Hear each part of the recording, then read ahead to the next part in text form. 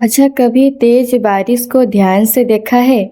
जब आसमान से लगातार पानी बरसता है, तब पेड़ पौधे डरते नहीं, बल्कि और भी जीवन दिखाई देने लगते हैं।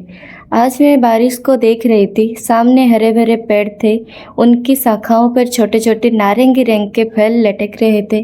पास ही लाल फूल दे लिखे थे, वही फूल जो अक्सर भगवान को चरणों में चढ़ाए जाते हैं। बारिश की बूंदें उन फूलों और फलों पर गिर रही थी और पूरा हृदय ऐसा लग रहा था जैसे प्रकृति स्वयं भगवान की आरती कर रही हो। तभी मेरे मन में एक विचार आया, प्रकृति बिना कुछ कहे भगवान की हर इच्छा स्वीकार कर लेती है। ना पेड़ शिकायत करते हैं कि बारिश ज़्यादा क्यों हुई, ना फूल पूछते हैं कि हवा इतनी तेज क्यों चल रही है।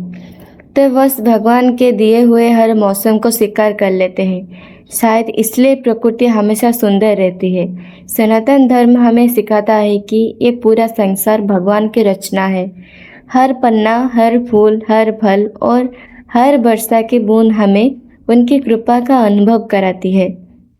बारिश की बूंदें केवल धरती को ही नहीं सोचती, वो हमारे मन को भी एक संदेश देती है।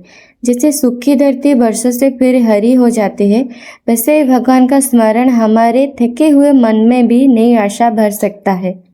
पेड़ अपने फल स्वयं नहीं खाते, फूल अपनी सुगंध अपने लिए नहीं रखते, वो हमेशा दूसरों को देते हैं। यही सनातन धर्म का संदेश है। जो भगवान से मिले उसे बांटना सीखो। यदि आपके पास ज्ञान है तो किसी को सही रास्ता दिखाइए। यदि आपके पास प्रेम है तो किसी दुखी मन को सांत्वना दीजिए। और यदि आपके पास समय है तो भगवान का स्मरण कीजिए। आज की बारिश ने मुझे ये भी सिखाया कि जीवन में कठिन समय आना गलत नहीं है, बल्कि कभी कभी बहुत तेज होती है बारिश के वजह से, लेकिन उसी के बाद धरती और अधिक सुंदर दिखाई देती है। ठीक उसी प्रकार जीवन की कठिनाइयों हमें तोड़ते नहीं, बल्कि भीतर से मजबूत बनाने आती है।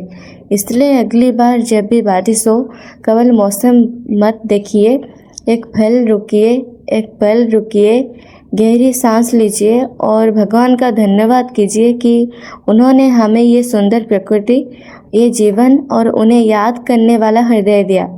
याद रखिए, भगवान कई बार शब्दों में नहीं, प्रकृति के माध्यम से ही हमसे बात करते हैं। जरूरत केवल इतनी है कि हम उन्हें सुनने का प्रयास करें।